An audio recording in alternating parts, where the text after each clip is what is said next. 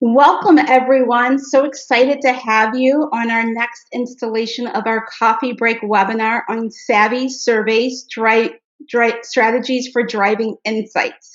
So hopefully on this cold January day, you have a hot cup of coffee or a hot cup of tea with you. And also hopefully you'll learn a lot of great information in our short time together. So I'm not sure if you're like me, in which you get a lot of different invitations for surveys and completing surveys. And I think one of the reasons why we receive a lot of these invitations is because the dissemination platforms are plentiful. And so the challenge here is not in terms of actually disseminating a survey. The challenge is actually in disseminating a savvy survey. And so when we talk about a savvy survey, what is it that we're talking about? And I think that it covers about three different categories. First, just in terms of what may be slightly obvious in terms of thinking about question design and the items, and just making sure that the questions are designed in a way that really answers the questions that you have.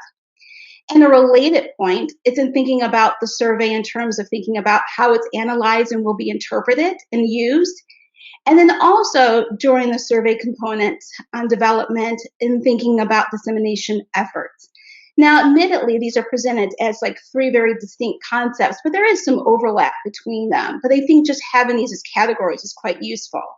And so these categories really fit as the purpose of our topic and conversation for today. So we'll want to talk about some question design and some things that we've done to be able to address those issues in that topic, as well as what we've done in terms of being able to design a survey to address analysis and interpretation, and then as well as dissemination efforts. And then, of course, as always, we're here to answer your questions. So I am absolutely thrilled to have with us today Rachael Bower, who's Director of Internet Scout and PI of ATE Central, to talk to us about this topic. And so I'm going to turn things over to Rachael for a moment for her to introduce herself and tell us a little bit more about ATE Central. Rachael? Thanks so much, Lana. I'm so happy to be here. Hi, everybody. I can't see your smiling faces, but hopefully, as Lana said, you've got a nice warm drink and you're ready to think a little bit about surveys with us. So AT Central acts as the information hub for the AT community. AT stands for Advanced Technological Education. It is a funding stream at the National Science Foundation. And there are around really close to 400 projects and centers funded currently across the U.S., mostly at two-year institutions, so community colleges. And because it's the National Science Foundation, of course, it's STEM. So it's STEM program improvement and development. And we'll talk a little bit more about this as we get into it. But with ATE acting as a central hub for this community and surveying them often, we've had lots of experiences. And the Rux group, candidly is in fact our external evaluator. So we work very closely with the team. And as always, it's lovely to be here with the folks from the Rux group today talking about this. All right. Thanks so much, Rachael. Rachael, really appreciate that. And then also, if you don't know, I'm Allie Rux, Principal Consultant of the Rux Group, and we're a research and program evaluation firm that gathers, analyzes, and interprets data to enable our clients to measure the impact of their work. We were formed in 2008, and over the past several years, worked primarily with higher ed institutions on measuring federal grant outcomes and services. So with that, let me actually turn things over to Elise Hopes, our outreach coordinator, so that she can share how she will be supporting us today. Elise? Good afternoon, everyone. My name is Elise Hopes, and I am the outreach coordinator for the Rux Group. My role for today's webinar is going to be to facilitate the Q&A portions that are sprinkled throughout the webinar. So these short breaks are going to be a great opportunity to ask any questions you may have coming into the webinar or anything that may emerge for you throughout the webinar. To ask those questions, you're going to want to use that question function which appears on the right side of your screen, and you can find that by looking for that little question mark symbol. I should mention too that there is a little bit of a delay between the time that you send your question and the time that we actually receive it on our end. So if we're not able to answer your question during that particular break, please do not feel discouraged from asking more questions. Anything that we don't answer during the webinar, we will follow up in email afterwards. Additionally, there will be times where we may want to share other insights or tools with you all, and those communications will happen through the chat function, which will appear just below the questions whenever there's a new message for you to review. So be sure to keep both of those items on your radar, and with that, I'll go ahead and give it back to you, Lana. All right, fabulous. Thanks so much, Elise. So why don't we go ahead and get started and talk about question design. And as Rachel was alluding to, over, I think, about 10 years, we've disseminated dozens of surveys to thousands of individuals. And over that time, we've had to really wrestle with a lot of different issues. And I'm wondering if you can give a little bit of information about, first, the type of information that you've been interested in gathering, Rachel, and then also some of the challenges that we've experienced. Absolutely. Happy to do that. So as I mentioned, AT Central acts as this information hub for this large group of National Science Foundation grantees. And we have lots of roles within the community. We develop tools and services to support their work they're doing, whether it's professional development or curriculum design. We focus a lot on outreach and resource collection. So lots of these folks create amazing pieces of material or resources with their grant funding. And we collect that and have it in one searchable database. And over the years, one of the things that's happened is we've also created an archiving service to make sure that these wonderful resources that are created with federal dollars stick around even after that particular project or center isn't funded anymore. And so one of the things that we got very interested in doing was trying to help folks determine how folks felt about the fact that we were archiving their materials and how it contributed to the long-term sustainability of their project or center, which is one of the things NSFs asked them about. And so that was one big area that we were like, oh, we should add this to the survey, because we asked lots of questions about our tools and services, but that was when we were really interested. So we were attempting to gather this data related to the user's understanding and experience of all of that. But the responses we were getting didn't seem to match up to what we'd heard from them in talking to them and what we intuitively knew would sort of make sense. So we had this kind of disconnect with the way we were getting the material. And Lana's going to share a little bit more about that.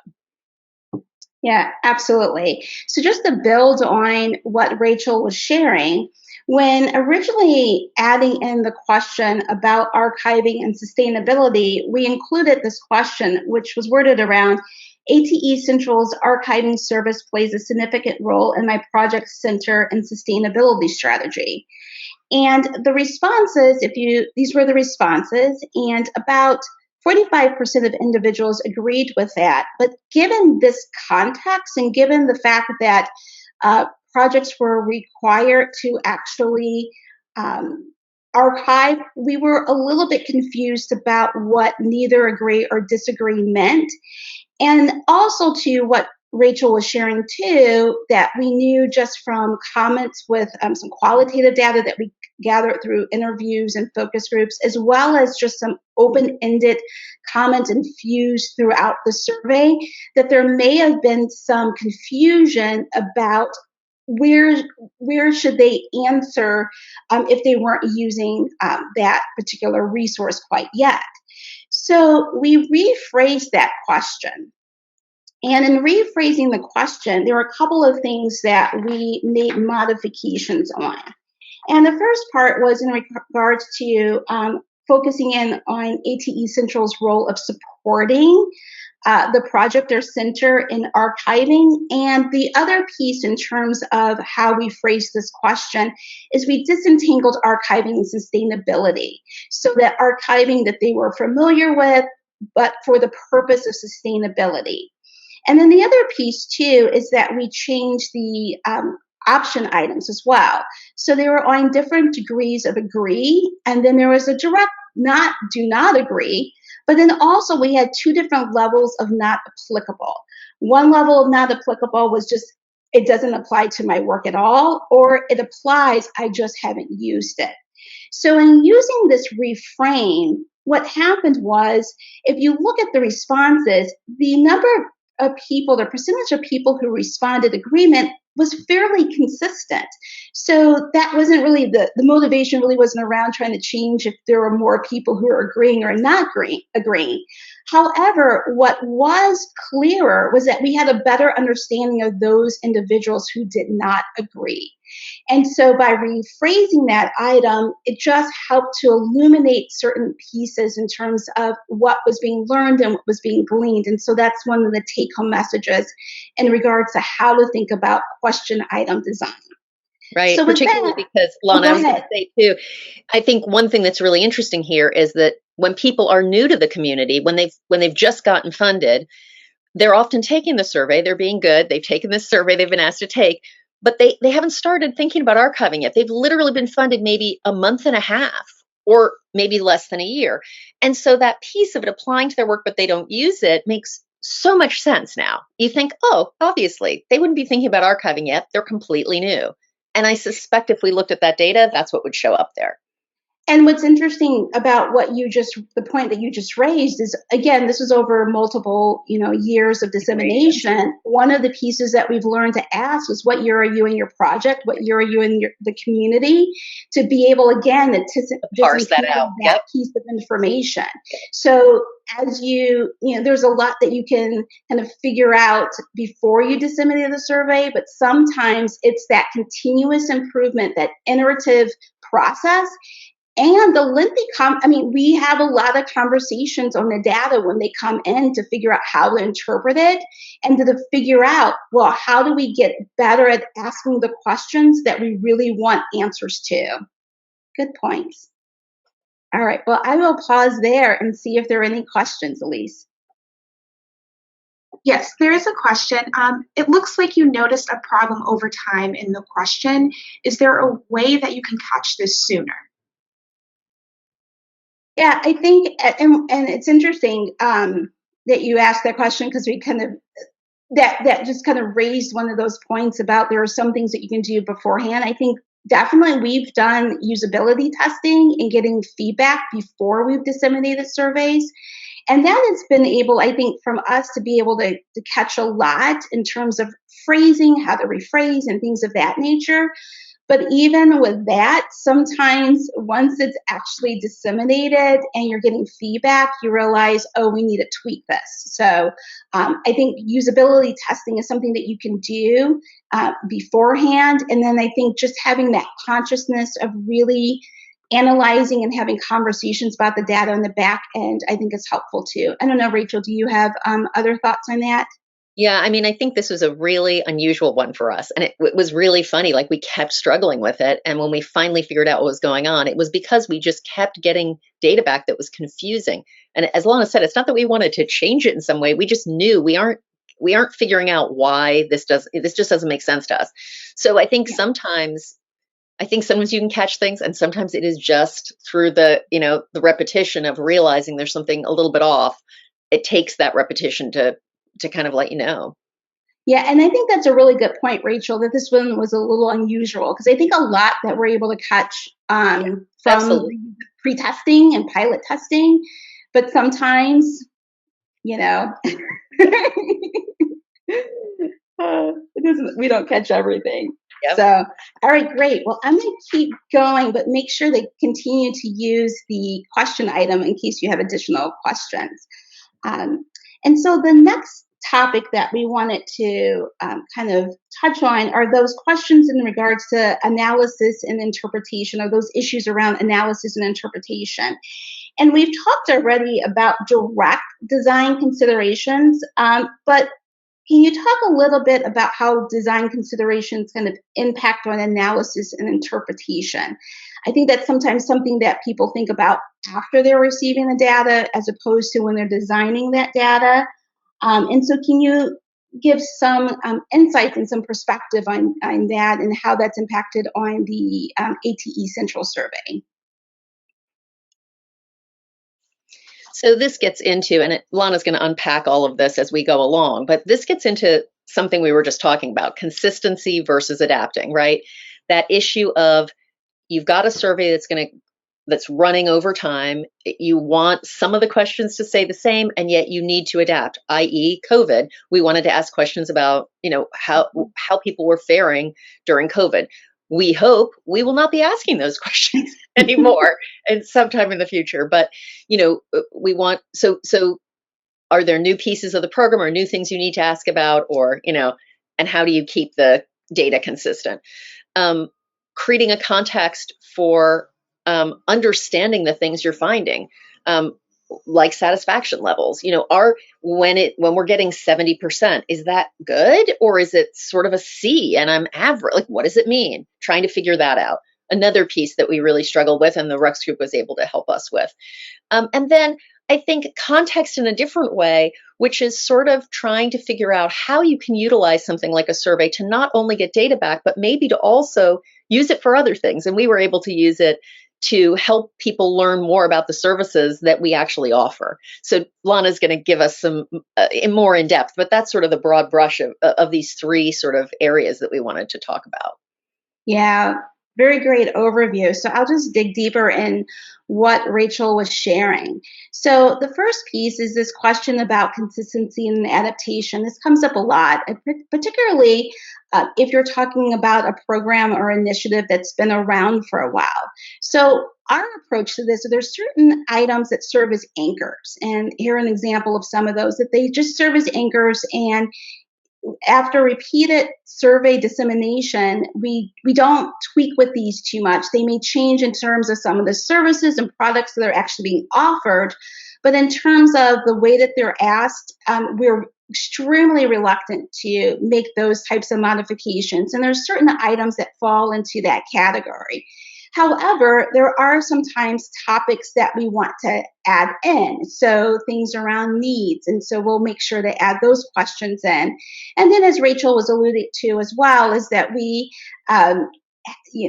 needed to ask a lot of questions about how COVID pandemic was impacting on individuals. So we made sure to add those questions in, and that means sometimes you have to make decisions about length. Do you just lengthen out the survey, or do you take something else out? But again, those anchor items we're going to leave in, and then we have to make decisions on those other issues as well, or those other items.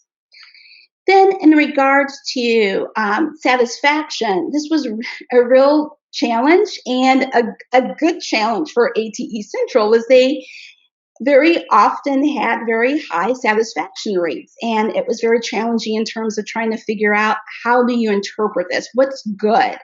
And so we actually looked within, did some digging, some research, and we were able to borrow a concept called Net Promoter Score, which is common within the marketing space, to be able to track satisfaction over time.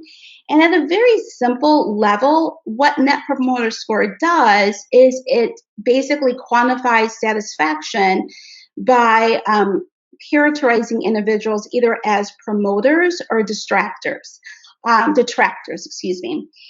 that as a concept of a lot of different entities using Net Promoter Score, there was actually a context in which we could refer to be able to interpret what satisfaction was.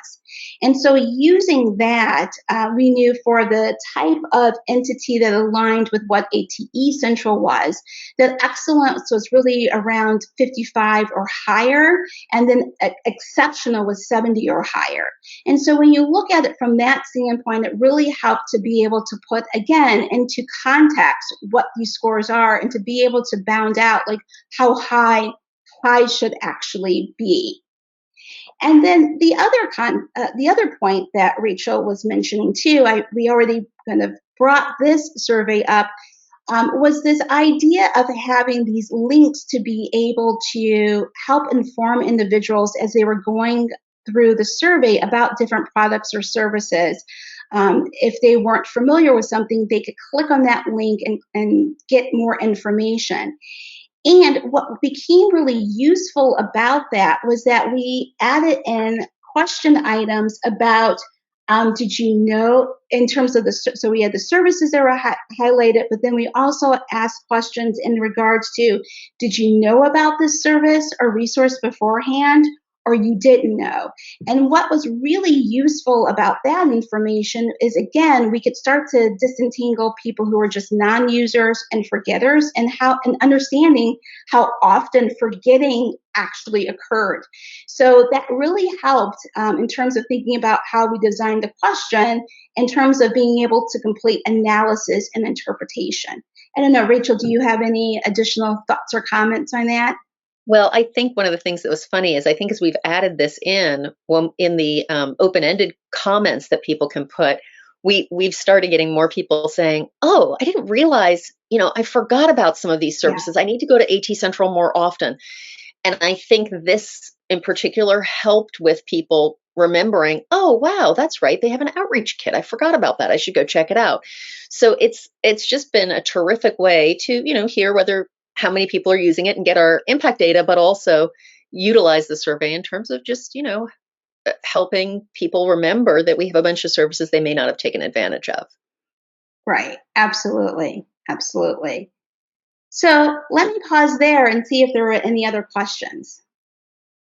We do have a couple of questions. The first is, how do your evaluation findings get impacted when you change your survey questions all the time? Okay. Well, I can respond first, and then Rachel, you can give your perspective. I think that one is that we're not changing it as often as it may sound. So we it's very rarely change it. Yeah. It's really kind of context dependent, and I think that our overall inclination is to not change items. But again, if you think about surveys over multiple disseminations over multiple years, that there are going to be times where you need to make some changes. And I think that by having the same types of questions and having those anchor questions really help in terms of being able to identify consistency over time. And so we can still measure and look at changes over time and be able to be sensitive to when certain products increase or decrease in terms of their usage or knowledge or something of that nature, while also being able to fold in additional question items. Like I was mentioning before, we were talking about before, number of years in ATE, what year is your project, to be able to help illuminate what we've been seeing. Rachel, did you have something to add to that as well? No, I think I totally agree with you. And we really don't. I mean, I think because we were talking about changes, it may seem like we change a lot, but we really don't. Yeah. We stay pretty consistent. Stick with that core. Yep. Yeah. Great. Another question? Yes, there was one additional question. How was exceptional and excellent scores determined? Yeah, so there's an actual kind of mathematical equation that's actually used with Net Promoter Score.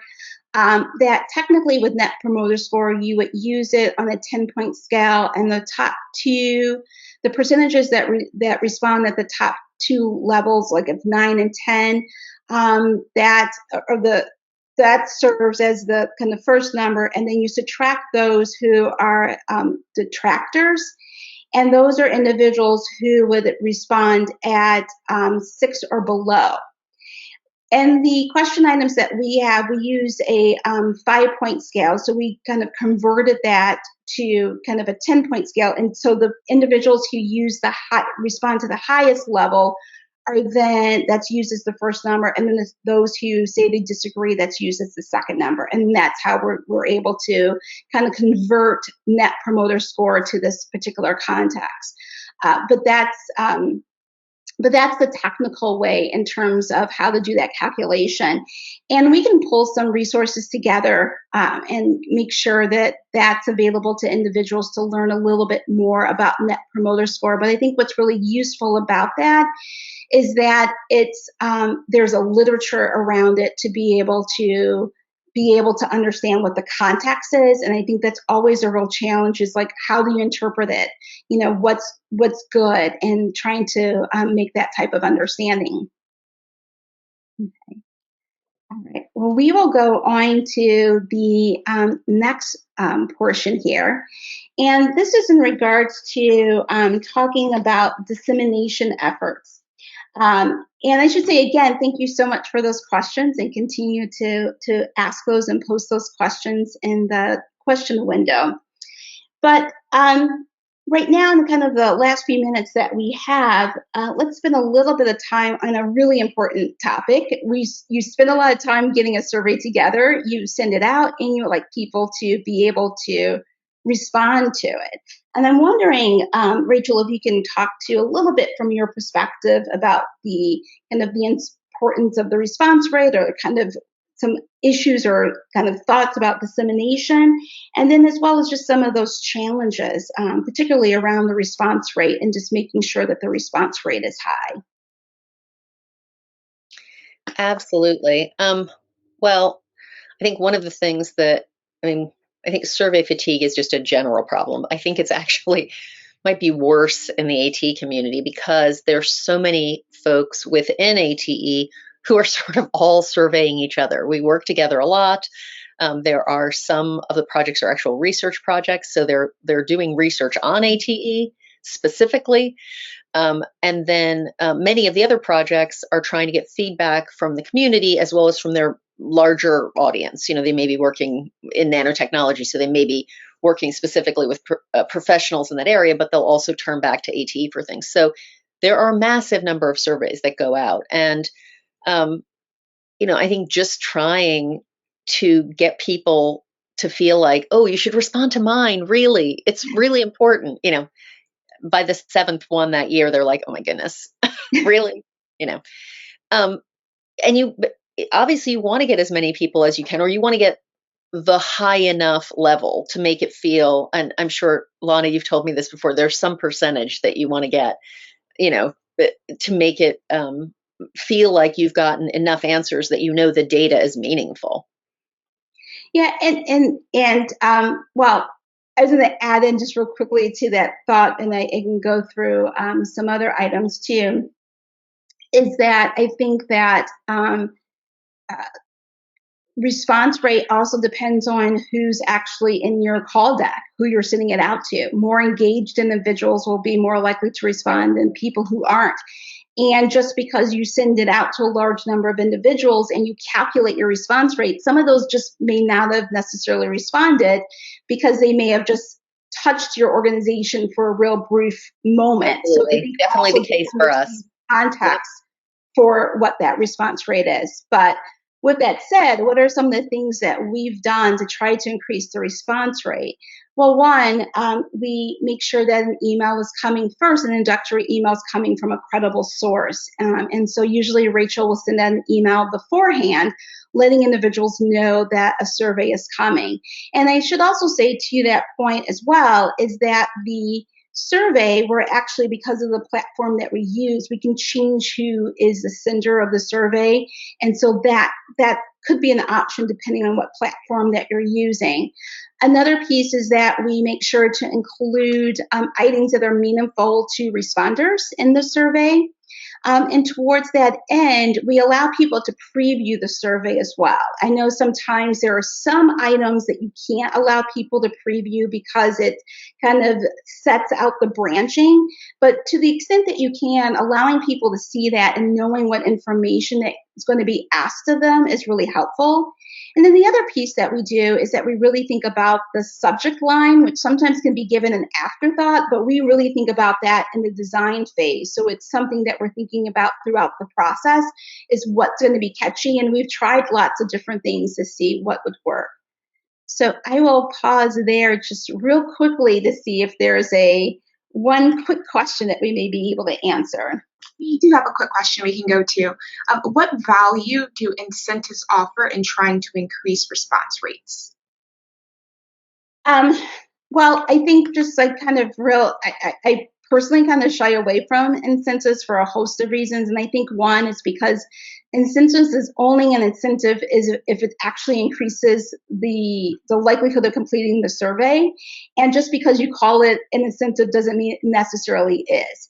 And so that a lot of times more like a giveaway doesn't necessarily mean that it's incentive. A lot of times just making the survey meaningful and relevant to the responder and feeling as though the findings will help them is more of an incentive than what we traditionally will call an incentive. And I know, Rachel, do you have a quick thought on that? Yeah, I would agree. I mean, I think particularly when you're doing a grant, federally funded project like we are, I think it would probably be difficult for us to offer any kind of financial incentive. But I also am not sure if the funder would feel that we were skewing the results of the survey by doing something like that. So I would feel hesitant myself to do that. And we've never had trouble. I mean, we've been lucky that we haven't had problems getting a good response rate from the community. So yeah. Right. Very good. Well, just a couple of, as a just kind of quick wrap up, some of the things to think about to make your survey savvy.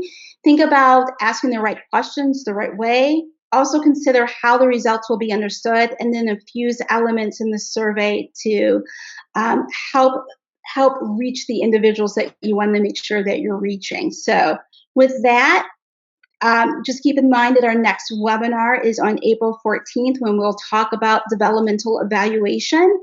And want to say thank you to Rachel for joining us today. This was so much fun to be able to have this conversation, and hopefully everyone else who's in the audience, hopefully this was informative for you, and thank you for coming as well. And I hope you have a great rest of the day. Thanks. Bye-bye. Hi, everybody.